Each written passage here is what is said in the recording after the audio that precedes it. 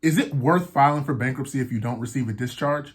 Hi, I'm attorney Leroy Roberson, back again to talk about this topic. And I wanted to make this video because I made a separate video talking about multiple bankruptcy filings and how long you had to wait in order to receive a discharge. And that triggered me to want to make this video because there are certain situations that you may want to file for a bankruptcy even if you aren't eligible to receive a discharge at that point. So if you filed a previous bankruptcy case and your time limits aren't up, you still may want to file for bankruptcy for certain reasons. Now, remember the word discharge basically just means that's the debt you get wiped away. So you go through bankruptcy, you finish all the process, and once you're discharged from the bankruptcy, that means all the eligible debt that's able to be getting rid of is getting rid of. So that's what the word discharge actually means. So why would you want to file for bankruptcy if you're not gonna get rid of all your debt?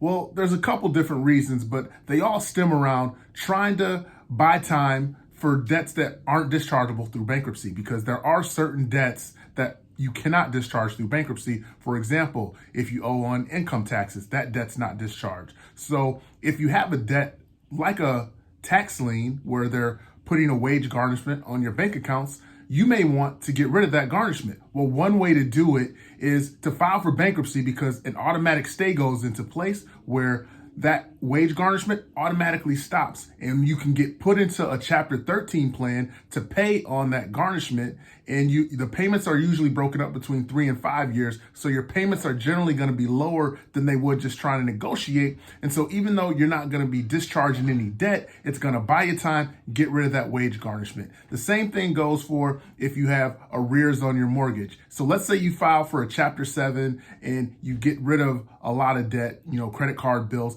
but you still have arrears on your property and they may start foreclosing on your home. Well, it may be worth it, even if the time period hasn't elapsed or you're not going to receive any discharge, to still file for a Chapter 13 bankruptcy, get on a payment plan to pay off that debt in the 3 to 5 year period you would have in a Chapter 13 bankruptcy. So you won't receive a discharge, but it still could be well worth it to file for that bankruptcy to give you more time, stretch out those payments. So even if you're not going to receive a discharge, there are certain situations where filing a bankruptcy would still be beneficial. And I wanted you guys to know that because I think it's kind of important that a discharge isn't always the end all be all for filing a bankruptcy. So that's it, guys. If you have more questions about this or want to know more about it, feel free to let me know. We can talk more about it. If not, that's it, guys. Go ahead, subscribe to my YouTube channel so you can get all the content, because all my videos go up on there. So if you want to stay plugged in, get information about what's going on,